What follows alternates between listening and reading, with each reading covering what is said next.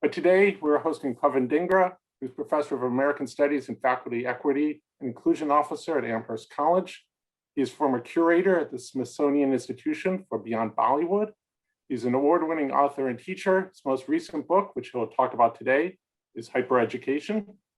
His bylines include the New York Times, CNN, and elsewhere, and his work has been profiled in the Washington Post, National Public Radio, The Guardian, and other venues.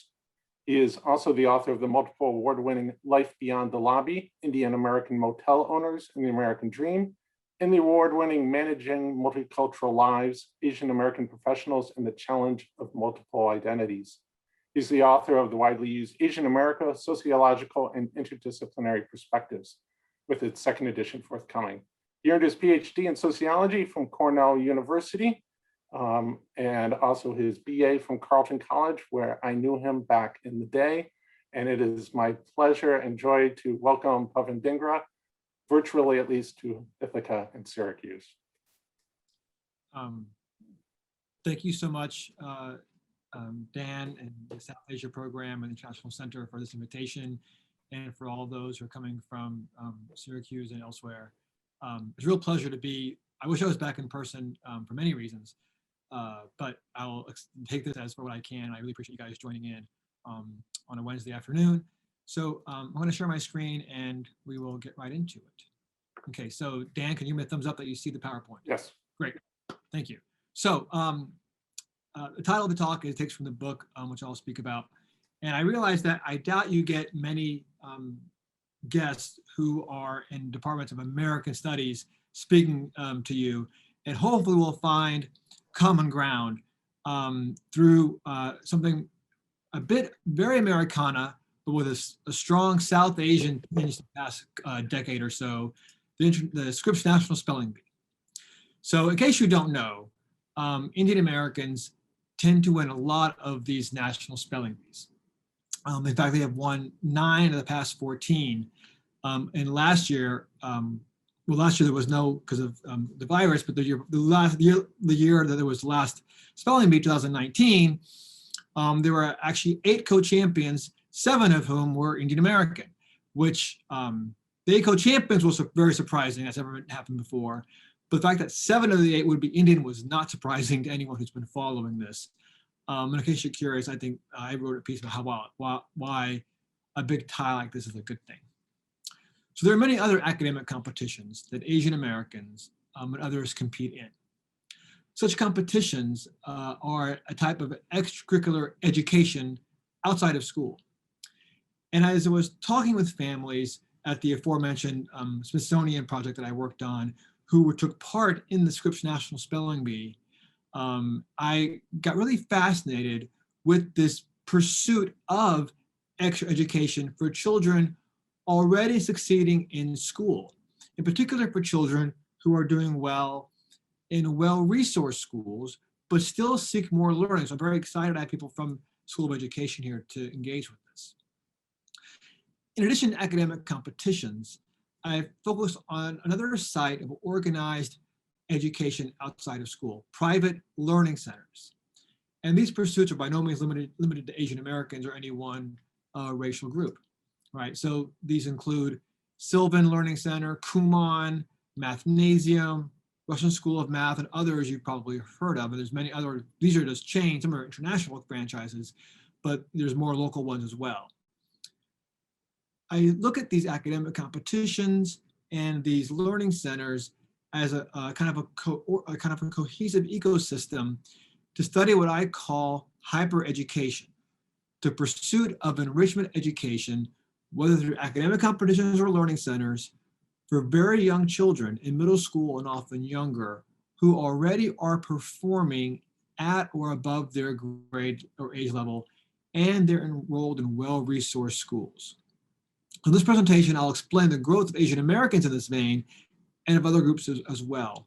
But first, I want to say more on why you should care about this maybe seemingly kind of idiosyncratic trend.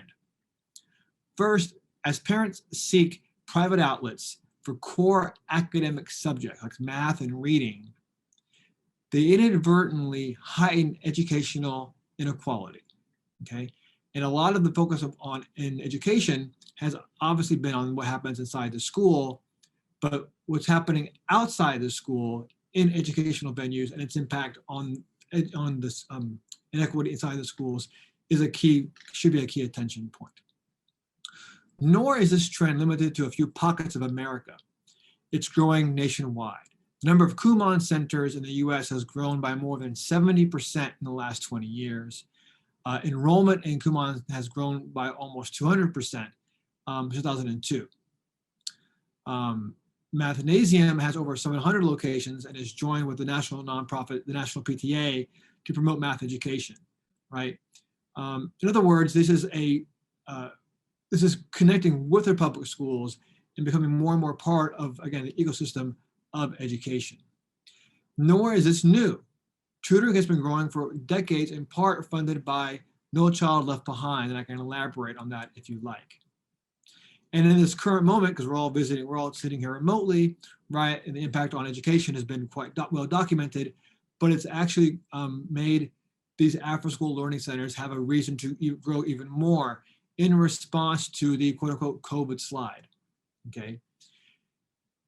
And these centers are targeting youth who are not even in school yet with a kind of standard self-reliant discourse, such as junior Kumon, where kids can learn, kids by the age of 3, by the way, it starts at age 3, not grade 3, age 3, can learn to, learn their patterns of dots, learn their letters, learn their numbers. I even saw a child in a diaper at a Kumon center. Another reason to study this is that as more families pursue education outside of school, even paying for these classes, the more that the public system is arguably at threat. So I have two kids, and both used to play Little League baseball. And this makes sense because Little League makes sense as a civic extracurricular activity because there's no other means for youth to learn the game of baseball or softball in a structured, organized fashion. So we construct the organization called Little League, and civic-minded persons volunteer to help run it, okay? And this is expected because you can't join the school team by the time there is a school team unless you've learned the game of Little League, learned the game of softball or baseball through Little League. So in other words, Little League complements the school system. But learning math, reading, and spelling are the domains of the state, right? Hyper education threatens this notion because families here again are in well-resourced schools with strong reputations. Many of the families move to their towns because of the reputation of the local schools. Nor are these students failing or below grade level. So even when schools are living up to their end of the bargain, families are still engaging in actions that threaten their well-being. Let's say we don't trust the school to provide education. We want to pay for something outside. And we're used to the public school system being under attack if it's in under-resourced neighborhoods, rural neighborhoods, the fight for charter schools and private schools, right? But even when they are performing at a grade level and are well-resourced and above state average, parents are still saying, I'm not satisfied, and turning to the private marketplace, right? So why are families doing this? I want to speak about that. Before I explain that, I want to say briefly about what I researched, who I talked to, what's culminated in the aforementioned book, Hypereducation. From 2014 to 2018, I conducted in-depth interviews and spent time with over 100 families, often Asian Americans, but also white, upper middle class Americans and other groups. The Asian American families were mostly immigrants who arrived for advanced education or for jobs, often in STEM fields, and mostly from India. The US-born white American parents I interviewed also are highly educated. All families had at least one adult working in a professional career. Almost all had both parents currently or previously in professional careers, at least one spouse earning over $100,000 annual salary, and all had earned a postgraduate degree, often in the STEM fields, okay? Not exclusively, but often. People I spoke with lived all over the country, but there was a disproportionate share of people in the Boston metropolitan area and its suburbs. School districts in these areas are consistently rated as among the best in the state by Boston Magazine and US News and World Report. In terms of demographics, these suburbs tend to have a lower percentage of families living below the poverty line than the state average, and a much higher percentage of Asian Americans than the state average. So it gives you a kind of a picture, hopefully, of the spaces in which this hypereducation I'm attending to most, although not exclusively. And as I said before, these are fast-growing franchises all over the country, so these are not limited to the spaces in which I'm discussing. I met people in a variety of ways. I went to learning centers and academic competitions. I used a snowball sampling technique and the such. Because I'm interested in the use of education outside of school when it seems so optional, I study those families with young children, those in middle school or younger. For high school students, right, a concern around academic competition seems more expected and more understandable, right? Paying for a SAT prep class may be something we cringe around, but the logic to it is hard to deny. But elementary age children have many non-academic extracurricular activities for the most part. Sports is the most common activity of all kinds for parents. So I'm studying why more and more families choose otherwise. So all the families I spoke to had at least one child in elementary school or middle school below grade 9. 80% of the families had a child in the public system. And I won't be talking about this now, but I've done multiple interviews with teachers, learning center directors, college admissions officers, mental health experts, and children themselves. But I'll be speaking more about the parents today. So I've told you what I'm studying, the growth of hypereducation, why it's important, right? What I've researched. So I'm going to explain why parents pursue this. There are three main perspectives useful to understand this trend. I will touch upon them very briefly. I'll then argue that while relevant, they do not adequately capture a fundamental truth to the growth of hypereducation. So the three perspectives that are often used, and again I find support for, are, simply put, parents' efforts to build up cultural capital, human capital, and kind of a cultural legacy argument. So really quickly, the first reason way to think about extracurricular education ties back to my analogy of Little League. Perhaps families pursue extra education for the same reasons they pursue baseball, dance, robotics, or whatever else.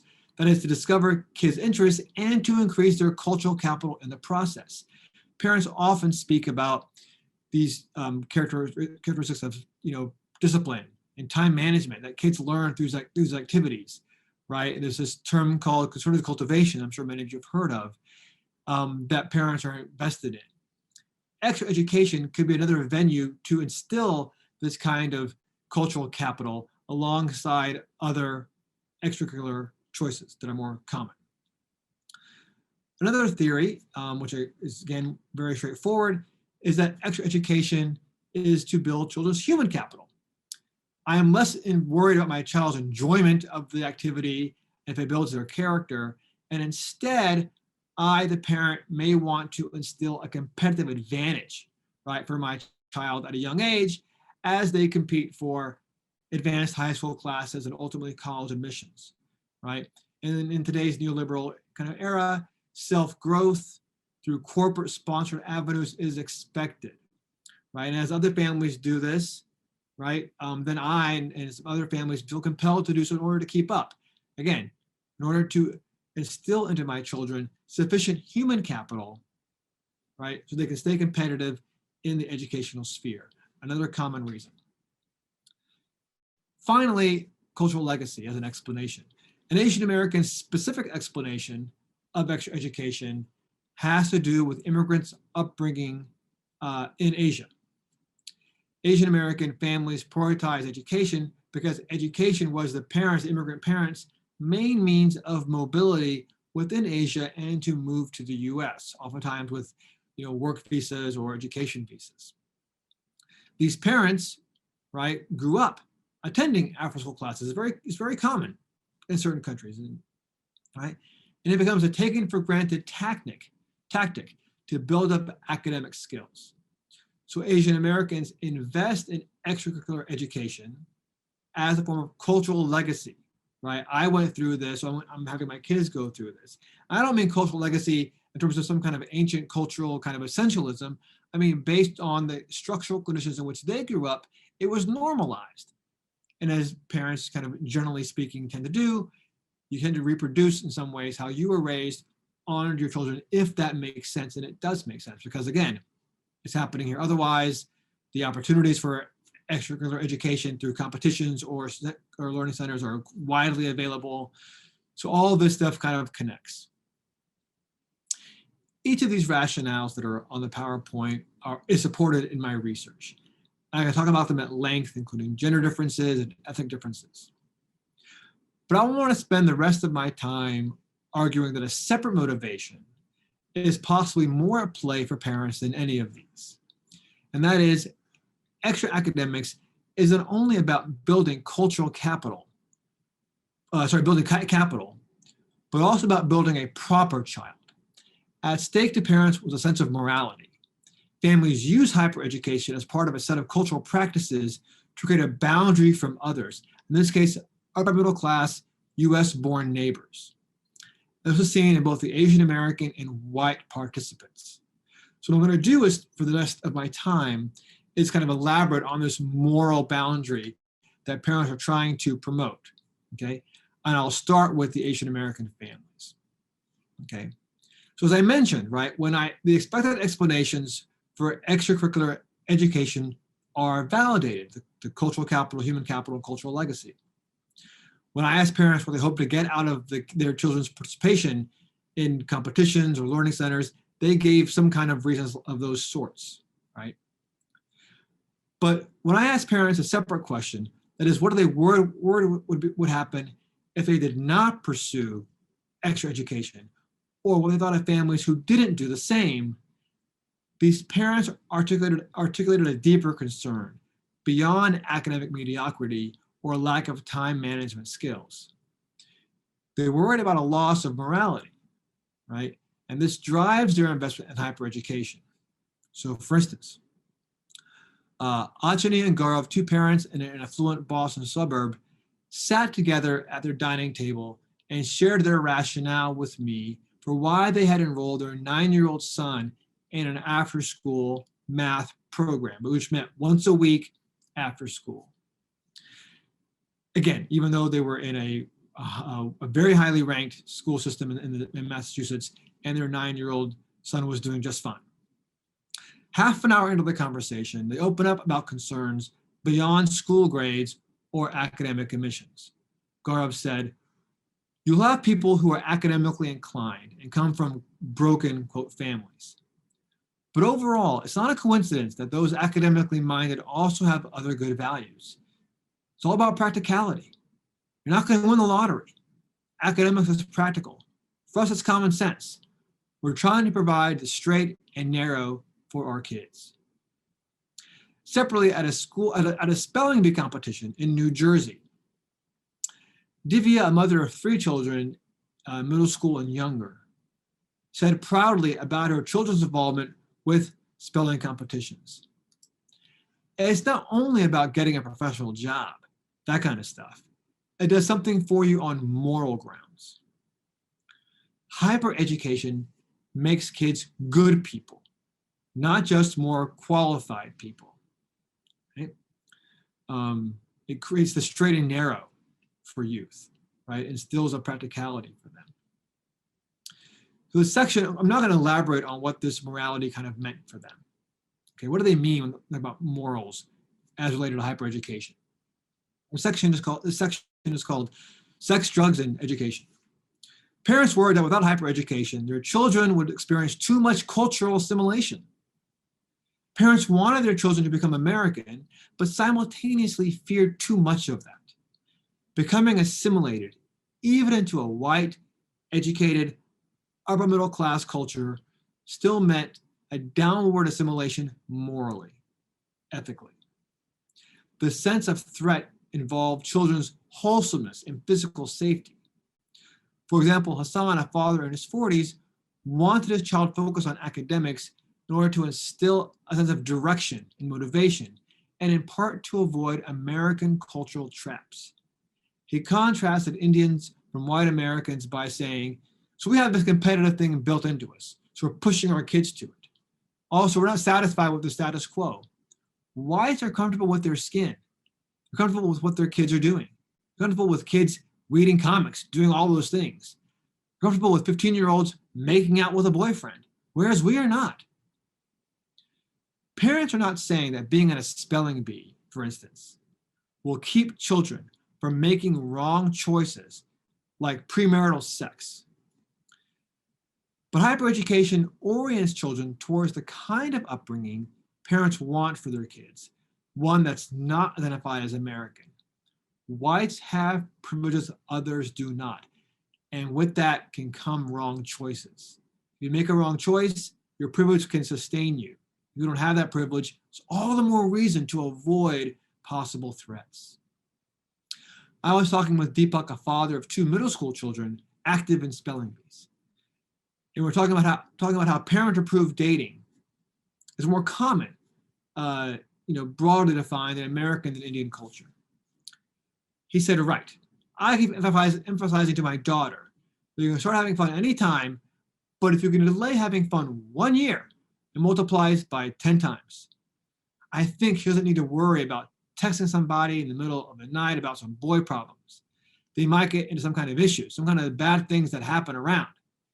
They get talking about something, somebody selling drugs or something, drinking. This was not the standard notion that keeping kids busy in an activity prevents them from bad choices. All kinds of parents think that, right? Including these, but this isn't more than that. In the minds of informants, youth could be future-oriented, or they could prioritize fun. Delaying fun and studying served you in the long run. Otherwise, kids were susceptible to dangerous temptations, right? And entering not just lacking cultural capital or human capital, but drugs, drinking, relationships. Boys, for their part, can become violent criminals. When I asked Thalman and couple while sitting in their living room in Connecticut what they thought would happen if their 2 elementary school boys did not participate in spelling bees, I thought they would talk about how the boys would have too much screen time or would not excel in their homework if you stop these activities. Instead, the parents shared an anecdote of their visit to a neighborhood park. They said kids were running around playing with sticks as if they were guns, pretending to shoot each other. They did not want their boys engaging in such behavior. This anecdote is noteworthy to me because of its banality, right? But to parents, such behavior represented a lack of ethics within a society known for heavy gun ownership and gun-related fatalities. When I asked another father at a spelling bee competition why he thought other Americans did not participate in academic competitions as much as did Indian Americans, he gestured as if drinking an alcoholic beverage and said, Americans are too busy doing this, getting drunk. Parents had a choice: either commit to long-term goals for their kids or irresponsibly indulge themselves in immediate gratification. Bad kids come from bad parents. While less dramatic than sex, guns, or drugs, parents also refer to respecting elders as another moral practice connected with hypereducation. According to parents, it was not a coincidence that communities highly focused on education also exhibited practical values like listening to elders. Practicality itself was a virtue, one that came from knowing the importance of sacrifice. And higher education helped to affirm all of these ethical and moral choices. So I don't want to suggest a simple binary, right? That Asian parents tried to instill a timeless traditional culture and avoided Americans, okay? So for instance, one mother, Bonita, effused about the fact that her second grade son's best friend was a white American boy. She said, quote, his best friend is not an Indian, he's a white American. It's really good for my son. I feel like the friend is great at sports. He's everything that our son is not, and vice versa. That diversity and inclusiveness in America is nice. It will get better through interactions. We are glad that he, their son, has non-Indian friends and is learning so much from them, and vice versa. I'll hear from his best friend's mom that her son loved learning this math thing with our son. These parents embraced Americans, but worried about cultural trends in America, right, as I articulated. The next section regarding morality is titled, Schools Should Prioritize Education. So families perceived dangers around them that came from a lack of educational commitment and focusing on the long term. Schools then would be a natural place to protect children from such fears, presumably, right? Given that it is the center of education. But that was not the case. Beyond a critique of the quality of education, parents bemoaned the school's even desire to educate. Here, the moral threat comes from the very place designed to keep children safe. And if schools demonstrate the wrong priorities and do not educate children adequately, they leave kids open to the wrong temptations I noted earlier. Again, they're referring to very well-resourced, highly regarded schools. Why did parents feel this way about their schools? In part, they worried about the symbolism that they see inside the buildings. Schools demonstrated a priority on athletics over academics in their entryways, with cases of athletic trophies rather than academic accomplishments. A father complained to me when he walked into high schools, which he goes to take his son. He took his middle school son to tennis tournaments, and when he walks into these high schools, he sees such trophy displays. It tells the youth, here the most important thing is the sports, unquote. Parents complain that securing school funds to support math programs or highlighting their kids' academic achievements in school newsletters proved very difficult while sports is being highlighted. It's important to know that this father is not ridiculing sports. The only reason he's at the high school is because his son plays tennis and he's in tournaments. But what role sports has relative to education is misplaced even by the school itself. We're not blaming popular culture, right, which is an easy kind of straw man culprit, okay? And as an aside, I've written elsewhere about how spelling bees can be an alternative sports site, and I'm happy to talk about that later if you're interested. Parents' concern over school cultures did not rest at the symbolic level. Schools' misplaced priorities were embedded in their organization and their curriculum. Kavita believed that education was too important to be left up to her children's suburban Houston schools, even as she referred to those schools as strong, for they gave the wrong set of priorities. Everybody here gets a participation trophy, so there's no motivation for them to actually achieve, to go over and beyond. The schools are not doing enough. Another parent echoed that schools are, quote, not really competent, unquote, because they rather treat everyone equally than instill needed competition. If participation is all one needs to achieve at young ages, youth won't be pushed in order to excel, won't be pushed to sacrifice if that's what it takes to get ahead and do well. The value of hard work is missing. And if children do not learn to be future-oriented and sacrifice, the worries of sex, drugs, and the rest seep in. So parents worried about threatening values and did not see school as safe spaces, nor could parents have confidence in their neighbors. Local parents were lackadaisical about education and all but invited these troubled elements in an informant's opinion. Bonita and Jagnesh had one son, Naresh, in third grade in an affluent public school in a Boston suburb. And Naresh attended an after-school math center once a week. Bonita was in marketing and Jagnesh was a software engineer. And they'd been in the US for about 12 years. Naresh, wearing wired rim glasses, shorts, and a t-shirt, was throwing a football in the air and diving onto the couch to catch it when I arrived at their house. I had met the family before at a school function, and I brought my younger son with me to play with Naresh, about the same age, thinking they could talk, they could play, and the parents and I could talk more freely. So the two boys went into a side room and played football and played with Legos. Over a cup of chai, Bonita and Jagnesh and I spent the next hour plus talking at their kitchen peninsula about their hopes and fears regarding Naresh. The father, Jignesh, explained the origins of their fears. You cannot trust your kid's education to someone else.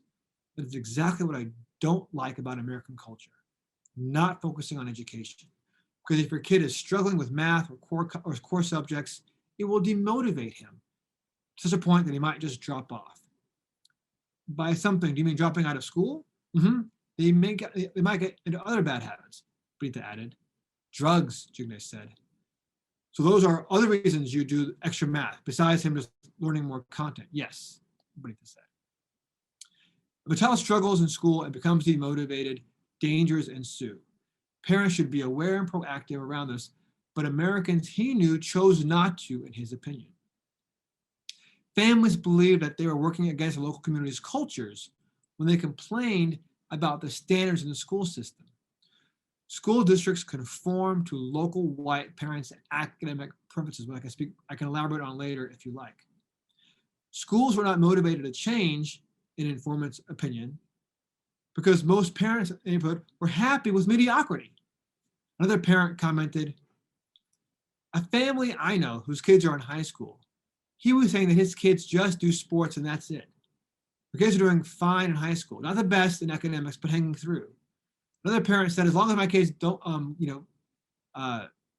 gets through school, doesn't do drugs, they'll be successful. But personally, I'm looking for something more. Those families don't have as high expectations for their kids. That's what I feel. Immigrant parents felt surrounded by a threatening culture of questionable values and low expectations of their US-born white peers, which in turn influenced school priorities. All right, so this next section is called Hyper-Education to the Rescue. So with popular culture, school cultures, and local cultures surrounding them, parents had to find ways to protect their children. Hyper-education became the obvious answer. Kajal, a mother, said of her son, we want to make sure that I don't know if I can generalize that way, but it takes on the perseverance and the hardworking quality that I feel is prevailing in the Asian culture.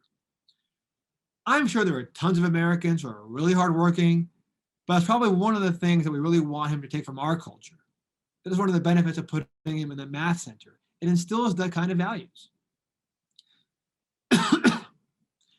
Her son attended a franchised math center in a strip mall, right? But this mother still saw her participation as separate from most Americans. Engaged in educational activities was a way to affirm being part of a community, much like going to a religious setting or speaking an ethnic language. Vijay, a father of a middle school daughter, said, you have a spelling bee platform, and when you're in a community of them, it's as if everybody in your family is a doctor. You want to become one, right?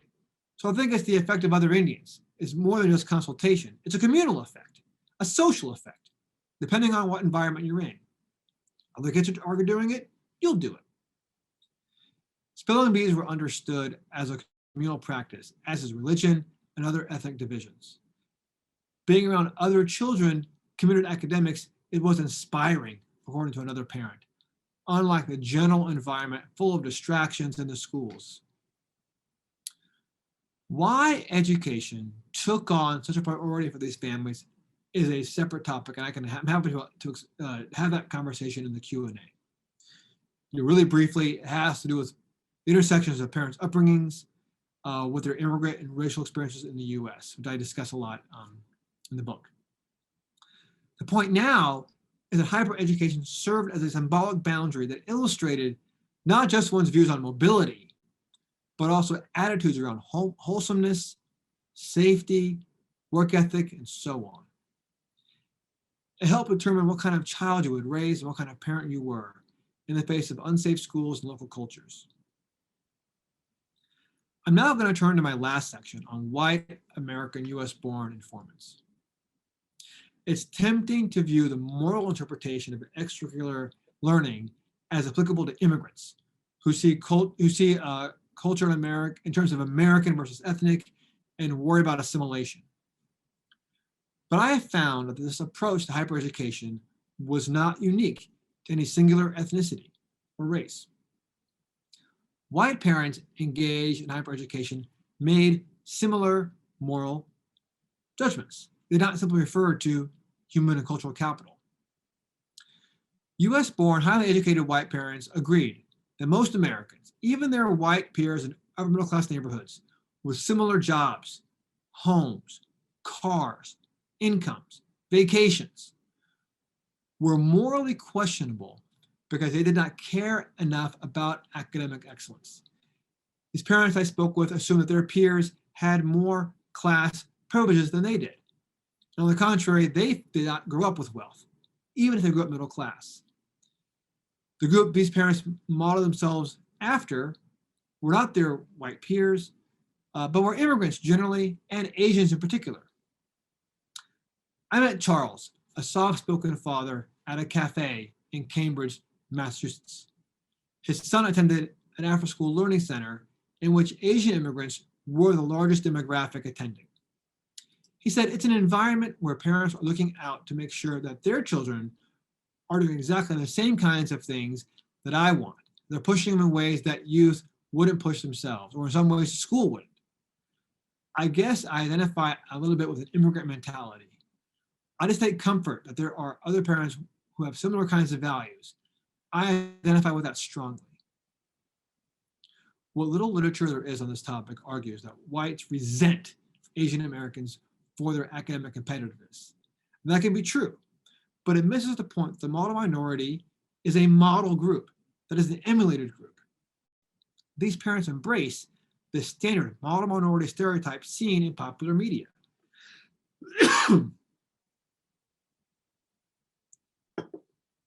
Couples wanted to be like Asians. These informants wanted to avoid being like fellow white Americans in their neighborhoods. Both Karen and her husband, parents of a 10-year-old daughter and twin boys aged 7, had PhDs and lived in the Boston suburbs as engineers. Karen said, our school has some rich people. Their kids, in my opinion, will always have the tools to get help if they need it, monetarily. I'm not like that. My grandparents worked really hard. They're Holocaust survivors. My parents worked really hard. And they never paid for my college, so do it yourself. I think we can provide help more to our kids now than what my parents were able to help us, but we did that through hard work. I want to maintain that for my kids. I want them to appreciate that too. She draws a line from her grandparents' survival of the Holocaust to her children's after-school math class, all instill a core belief in hard work that marks a properly raised adult. Higher education is a way to teach kids needed values. Those values would otherwise be lost as evidence in the peers that surround them. Parents noted other outcomes worse than being spoiled, if not actively promoting education. One father, Jack, dismissively critiqued his affluent neighbors. And before I get into that, let me say one more thing just to make sure. The neighbors it's clear.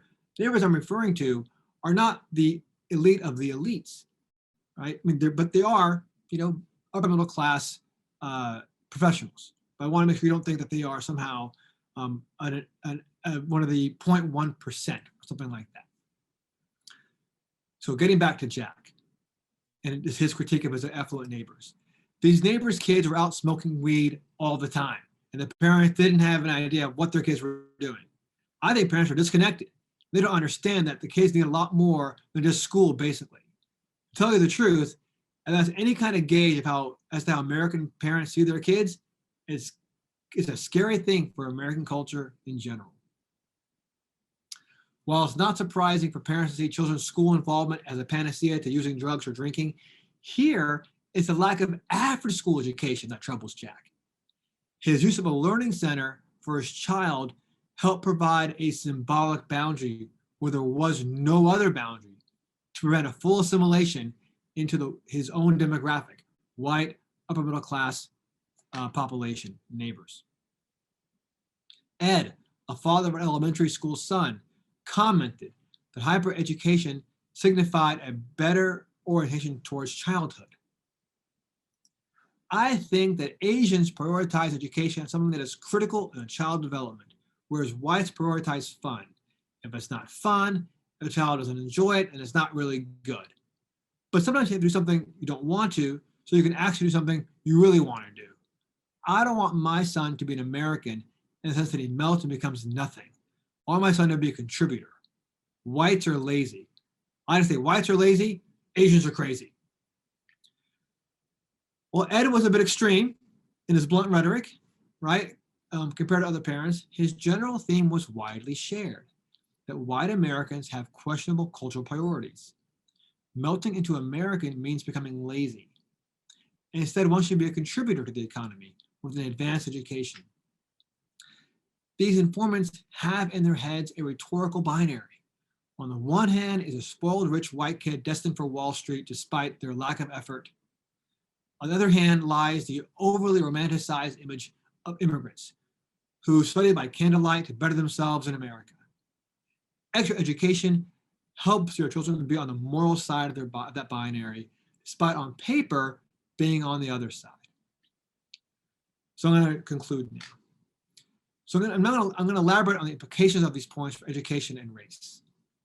What explains parents' pursuit of extra educational options when their children are already excelling in school? I didn't discuss this here, but like I said, I found there is a want of human and cultural capital influenced by ethnic immigrant status. But for many parents, there is more than acing exams or instilling perseverance in time management that motivates hypereducation. This is not a capital building exercise alone, as a Bourdieusian perspective would suggest. It also goes beyond their position in their kind of economic sense. In addition, and possibly even more importantly, morality is at stake. A desire to be superior in one's values and virtues helps explain families' academic decisions. We are not too busy doing this. With this being the case, we should not expect hypereducation to go away anytime soon. And so educational inequity will continue, even if school districts somehow distributed fundings in more social just ways and competitiveness for college somehow eased. This notion of morality deserves deeper analysis. We can interpret the alternative framing by immigrants and their use of educational spaces as a form of resistance to assimilation. They understood what is normalized in their neighborhood and they reject it. As sociologists of immigration and education, right, we often celebrate counter-assimilation efforts by immigrants as a form of resistance to kind of Anglo hegemony, right? But I don't think the reading is that clear or that simple in this case. I want to deconstruct this moral boundary that parents draw by demonstrating how it just as by fitting a model minority stereotype, that is by saying that we Asians have this better culture we're instilling, unlike Americans around us. That these parents, as they embrace morality, right, are drawing from a trend of anti-blackness. We know from Asian American studies that the opposite of the model minority, that is a hardworking bootstrap immigrant, is not whiteness, but is blackness. The stereotype gets used to discipline African Americans as undeserving, okay? Typically, the model minority is used to argue relative to blacks, right? And the origin of the stereotype comes from the 1960s when it was explicitly referred to as a way to celebrate Asian Americans and say, why can't other minorities do what they're doing? But people I spoke to here did not criticize blacks in order to uplift themselves. They criticized whites' morality and deservingness, in particular, well-to-do whites. But they did so in a manner steeped in taking for granted anti-black cultural stereotypes, right? In other words, there's a clear overlap. What does morality mean? Where does our notions of morality come from, right? It's steeped in this kind of stereotypes. So for example, there is complete overlap in how informants criticize the dangers of their surrounding cultures with anti-black stereotypes. Informants, the Indian informants I spoke to said Americans do not work hard enough. They engage in drugs, guns, promiscuity. They don't value education. They're too focused on sports. They feel entitled to more than they deserve, right? they're spoiled on someone else's money, whether their parents or the government's. Even if their schools are deficient, and don't care enough about education, just like those in the inner city. The stereotypes, again, that parents are using against their peers, their white peers, mimic those that are targeted against African Americans. In addition, how Indian Americans respond to their white peers echoes how working class and poor immigrants living in inner cities reportedly react to Blacks there. Fearful of a downward assimilation into a negative culture resistant to school, families draw tight ethnic boundaries for their kids through language, identity, and practices. Here, after-school math classes and economic competitions become a communal space, right, to prevent a downward assimilation. Even the way immigrants complimented whites is reminiscent of how whites compliment African Americans and diversity overall. Remember the Indian American mother who was glad her son's best friend is a white American prolific in sports. Hyper-education keeps her son wholesome, but the boy benefits from being around others. Such diversity makes her child well-rounded and inclusive. In the same way, whites generally are glad when their children are friends with people of color or kids from other countries or different economic levels, right? Because it broadens the children's understanding of the world. This is how the rhetoric of affirmative action works as a benefit to white students, right? We see, again, complete overlap. To consider them model minority in regards to educational attainment is to normalize anti-blackness. Such a racial undertone is important to understand, but otherwise we cannot properly assess the basis to moral judgments around education, or at least their implications. White informants drew from the same racial discourse in making sense of their education decisions relative to other whites. They felt that they could avoid cultural temptations around them by being associated with the model minority Asian Americans and apart from troubled Americans. Again, these white parents are not simply vying for better grades, but are informed by racial constructs and how they think about their educational choices. Okay? They're glad their child sits next to the Asian Americans in class. Racial formations inform why white parents feel good about their choices. But white parents for immigrants has its limits. Becoming too Asian means you're becoming crazy, right? The robotic and psychologically unstable group. The assumed Asian American is reduced to the caricature of a tiger mother, right? Who is the domestic articulation of neoliberalism, someone who pushes too hard for the betterment of children through self-training and corporate investment, right? And I explain this in the book as well, about how schools and teachers critique the same kind of pattern. White parents felt they could avoid that racial caricature, right? And walk the fine line between being too lazy, like other Americans, and being too crazy, like Asians. Ultimately then, motivations around education run deeper than we recognize. And as parents work to protect their children from perceived cultural dangers, educational inequality grows. Thank you very much. Thank you, Pawan, for that fantastic talk. You gave a lot to think about. If people have questions, please put them in the chat and we can, I will read them out for you. I want to first ask a question, Pawan. You raised a lot at the end about privilege, and it seemed to be so much of this is about people trying to hold on to the whatever privilege they have, whether that's racial or economic, and it's feeling like it's tenuous. And so I was wondering, why is that the case? Is this something that has been increasing over time? And this kind of sensibility that even though they've achieved these, whether they're immigrants or whites who had more working class background, they feel that they don't quite belong, and that their children might not continue their success. Yeah. I like that. I like the way you're framing that about privilege and its multiple multiple kinds of privilege people can have. And I want to be very clear, right? The immigrants I spoke to also have privilege, right? I'm not just trying to be simplistic in reference to privilege. But in response to your question, right? I mean, it's not uncommon for parents to engage in opportunity hoarding, right? They want opportunities for themselves, and they use their resources to acquire them so that to benefit themselves and their children.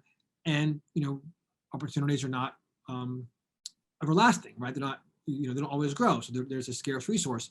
And so as I hoard opportunities, and you don't get as many as I do, and I benefit more than you do.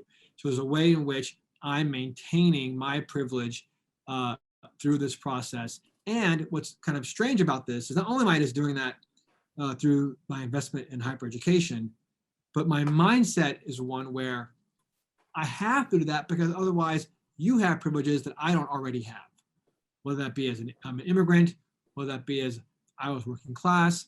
So I'm trying to compensate for a lack of privilege as I hoard resources, right? Which and then in turn give me privilege. So I'm not the bad guy here, right? And I'm the victim. And just to be clear, I'm not saying that they're bad guys or victims. This is something that hypereducation is a growing trend.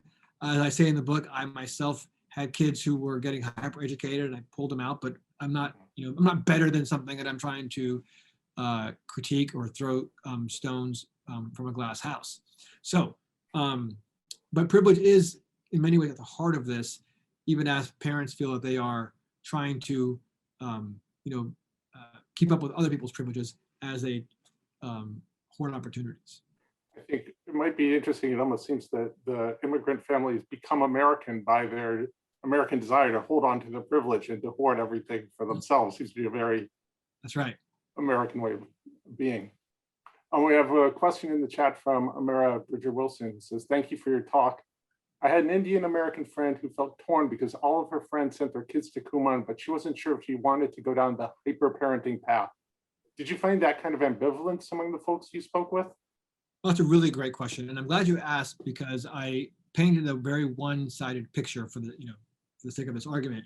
But you're absolutely right. So in two ways, at least two ways. One is yes, there were parents, Indian parents, and others who did not want to do this at all and opted out, and they felt like they were opting out because they knew it was a governing trend, and they were trying to push against the tide.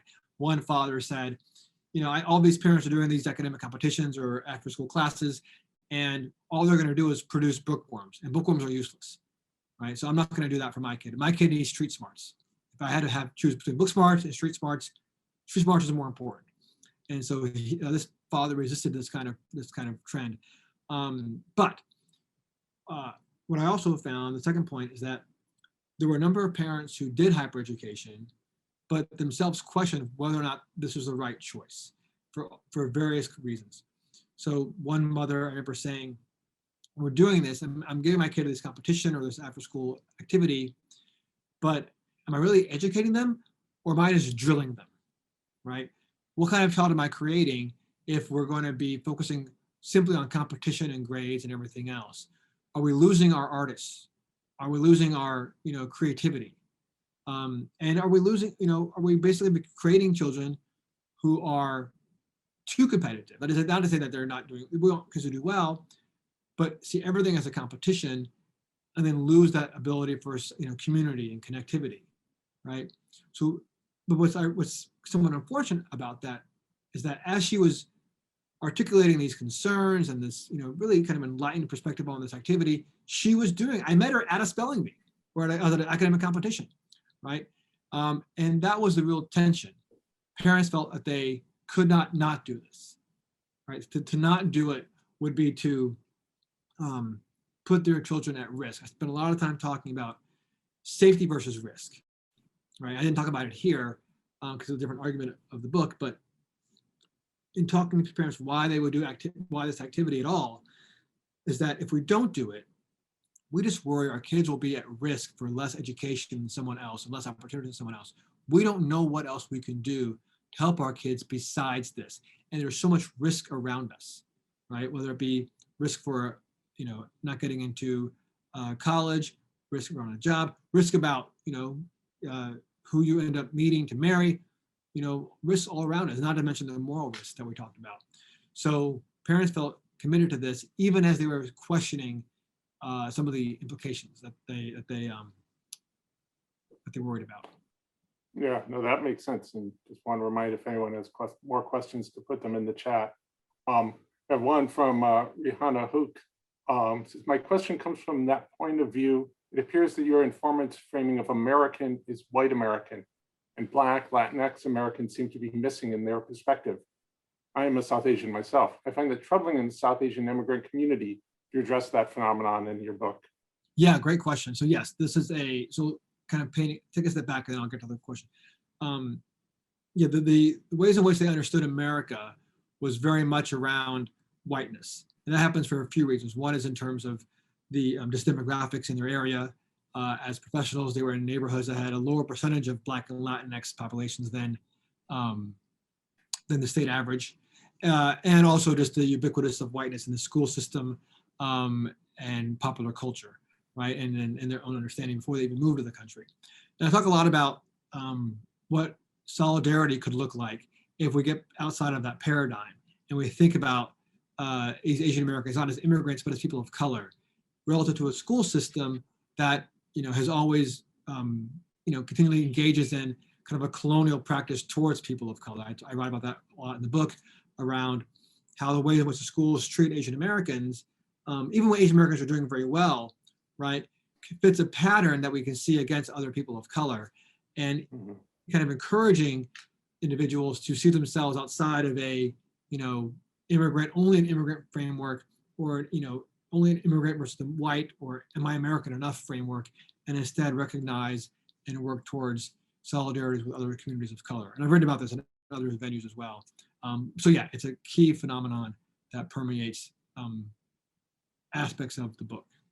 Yeah, it seems like tied to like your answer to the previous question, like the parents often see a zero-sum game in terms of opportunities and employment and so on. And so that means that it's always competition rather than a sense of cooperation or working in solidarity with other communities. And that gets to something I talk about in the conclusion of the book, which is around how do we kind of break out of this, right? And there's no simple solution to this. There's no silver bullet, but we have to ask ourselves, what kind of school systems do we want to, what do we want our school systems to be prioritizing, right? So obviously they have to educate children, right? And then we can debate what that actually means, but let's take that as, let's say we can find that consensus around that, right? But, educating them with what values or goals in mind, right? And let's take this current moment as a good example. So like I have my, mask here, and I'm sure your masks are not far away from, wherever you're sitting, or your entryway to your house, your apartment, wherever you're living. And, while I wear a mask, right, in order to protect you, Dan, and you wear a mask in order to protect someone else. And it's in that mindset, right, it's something we've had a lot of trouble as a country to embrace, right? That somehow I have to do this for someone else, right? Which is why the seatbelt analogy is actually kind of not a very good analogy to what we're doing here, the whole mask wearing. So we have a hard time embracing that idea. And our school system can be a space where that becomes really pronounced, right? And it's not a school's fault, right? But that could be a place where we kind of emphasize that. And our college admissions process can be one where, right now it's about showing leadership. So, I have a 9th grader, and for him to get into for him to get to Cornell, and or Syracuse, he needs to demonstrate leadership in his interest, right? Well, there's only one leader, and there's only room for one. So it's inherently competitive in how we understand the value of someone, the worth of someone, relative to some key gain or key resource like college. And we have to think outside of that framework and encourage our surrounding institutions to think differently. And that can ease the pressure that we're seeing in the home, because the mental health challenges, forget everything else, mental health challenges on youth are extreme. I didn't talk about this either, but it's something I talk a lot about in the book, around teachers and educators worry a lot about children, being 3rd graders who are nonverbal in school. They're just that stressed out. Kindergartners who break down crying because they feel like they're under so much pressure, right? And so the mental health components are very significant. tied Did to you this. talk to any children in your research about how they perceived it, or is it just parents talking Good about it? question. I talked to a lot of kids, and they inform the last two substantive chapters of the book, which is about how, despite a lot of the concerns that we have around them as being kind of forced into this and just saddened and overwhelmed, all that, there's parts that are true, but at the same time, a lot of them take pride in the work that they do. They find it really fulfilling, especially if they're quite good at that, the academic they're pursuing, and it becomes something that well, the challenges, the problems they face are less from the parents forcing this onto them as if there's some kind of like tiger parents, and the problems they face is that peers in their schools can mock them for what they achieve, and which is not surprising given what we know about peer cultures. But what was surprising is that even teachers, right, can make the students feel bad for how much they know. Students would say, they hear teachers say things like, "Oh, I don't want so-and-so in my class. She'll just correct everything that I get wrong." Or students feeling like they're being paraded around the school in ways that make them feel kind of different and put off, right? So even the teachers can inadvertently, or sometimes, dismissively, make students feel bad about what they accomplish. So the mental health concerns around youth are probably from parents' pressures, but it's also coming from the disconnect between how the school treats them and how the home treats them. And that was really jarring for a lot of kids. Okay. So we have a question from Deborah Sindhu.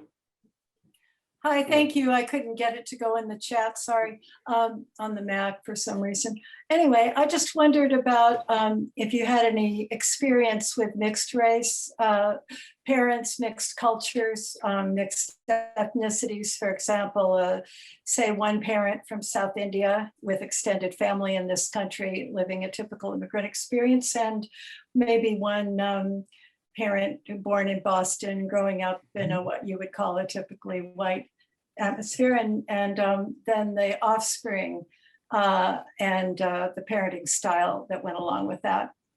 That's a really good question. Thank you for that. And based on what I've done and and other things that I've researched, that the experiences of mixed race children, there's nearly no pattern that you can just clearly point to. It's kind of frustrating. You want a clear pattern and it's hard to find. It depends on how they grew up. Depends on at least two key factors. One is, which parent, basically has the most to do with their upbringing, right? In some ways, which one, which parents approaches the upbringing kind of wins out. If you think of it as like two choices that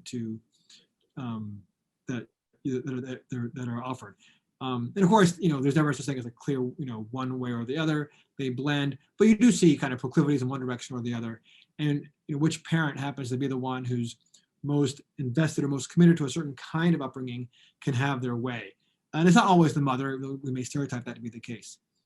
The other thing that kind of shapes the upbringing has to do with how the child is kind of identified or related to by their peers. So that depends on a lot of things, right? It depends on their physical appearance, right? So if they appear more, as a racial minority, then they'll be treated that way. That will affect their own sense of self, right? And their own way in which they approach their ethnicity or race. If they pass as white more, that becomes a way in which, oftentimes, a way in which they start to identify as well. And it can impact how they understand themselves relative to other Asians in school or other people of color in school, other whites in school, right? And so that then affects what peer groups you get into and what becomes normative there. So a lot of it depends, again, on which parents and how they kind of negotiate that, and then on the peer relationships that are in turn impacted by how the child is identified by others. So that gives you some sense of how to think through that question. Yeah, thank you very much. And I have another quick question having to do with something like Waldorf education. I know some Japanese parents who fell into two categories, one the hyper education category, and the other almost a reaction, and sent their children to Waldorf schools and became Waldorf teachers, which emphasizes arts, music, and just, the wholesome self-development, and claims to also have greater success later in life. I'm just wondering if you ran across that. I haven't run across that. I think it's fascinating, and I'm glad you pointed out to me. And it's not surprising in the sense that anything time there's like, a dominant culture, right, there's going to be a subculture or a counterculture. That's, that always happens in a sense. And we see that, so the example you provide is a great example of that. And we see that elsewhere, even in the kind of US culture. So if this trend of hypereducation, and not just hypereducation, but like, investing, basically it's a concern around middle-class parents and upper-class parents that our kids are what they call overscheduled, right? It's a huge issue. It's been a huge issue for, for over a decade. The growth in private youth sports is a multi-billion-dollar industry, I think, is an example of that, and that becomes like a dominant culture. There's a counterculture to that too. So now, while that's growing, some of the best-selling books are around, free-range parenting, or Parent Like the French, like these kind of things, which is a reaction against this, dominant trend. So I did not know about the Waldorf example, but I'm glad you shared that with me. And it fits a kind of the dominant culture, counterculture kind of tension that we often see. Thank you very much. I've learned a lot from your talk. I have to go now. I'm sorry, my chat didn't work. Bye. So I have time for one or two more questions. This one from Lin from SUNY Cortland says, thank you for your talk. It is fascinating to hear that there's some common struggles among the parents you interviewed and the Chinese American parents I'm more familiar with. What traditional values in the Indian culture do Indian American families most likely see as that they're afraid to lose in their children who grow up in the United States? I'll add also a follow-up. Do you see some kind of Pan-Asian solidarity between like East Asian and South Asian Americans in these things? Yeah, that's great questions. So thank you for that. And so thank you for the question and for joining from SUNY Cortland. So I actually did interview Chinese Americans for this project as well. And you do see a number of similarities. So, but in terms of Lynn's question around what aspect of traditional Indian culture, Indian values, right? So I'll say what I heard, but it's pretty clear, and I'll make it explicit, but in case it's not clear, that these aren't Indian values, right? They're just values that people hold on to, that they experienced growing up in India. But things like respecting elders, right? It's something that we often point to as, well, that's a distinctly kind of, that's not an American attribute, that's more of an Asian or, even like, Southern European, like something that's not American, respecting elders, but that would be one kind of thing you could refer to as something they really valued and really cared about. They thought that other things I pointed to was, the lack of dating. It was like, again, in America, and it's very common to have parent-approved dating. Dating happens in India too. We know this, but there's a difference in terms of how public it is, and how much is parent-approved and frankly, parent organized.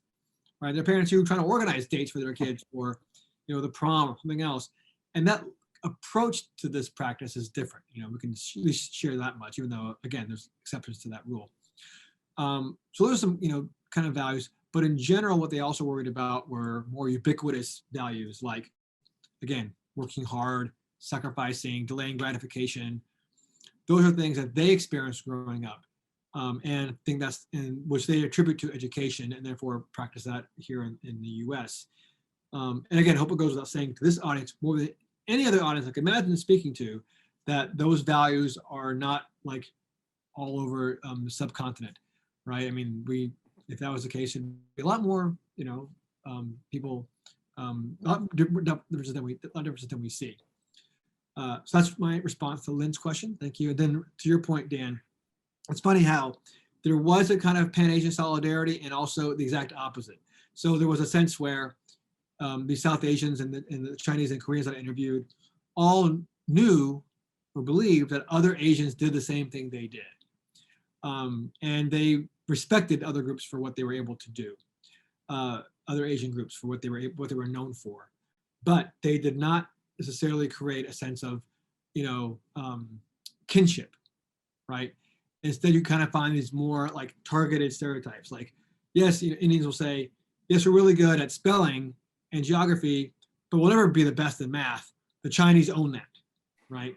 And the Chinese would say, we have to focus on math and some science because that's all we got, compared to these other groups, like other Asians, something else. So there was a kind of respect across differences, but not necessarily, but I guess in some ways a grudging respect.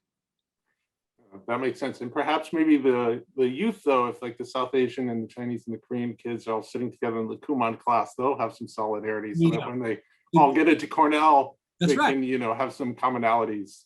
So maybe That's that'll really work. Yeah, and I've seen that happen. I've heard that happen.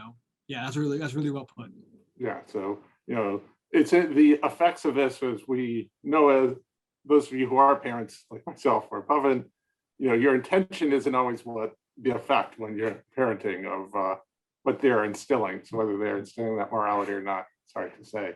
I don't want to keep everyone for longer, but honestly, this was fascinating. I hope everyone goes and gets the book, Fight for Education. And I want to thank, on behalf of the South Asia program at Cornell and the South Asia Center at Syracuse, thank Pawan Dhingra for joining us from Amherst.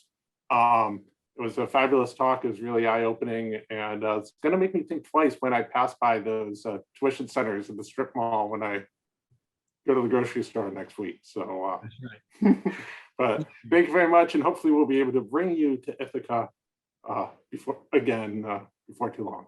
It'd be a pleasure. Thank you so much, South Asia program, Cornell, Syracuse, SUNY Cortland, other spaces that were part of this. It's a real treat to be able to speak to you all. I thoroughly enjoyed the questions and the opportunity to engage you.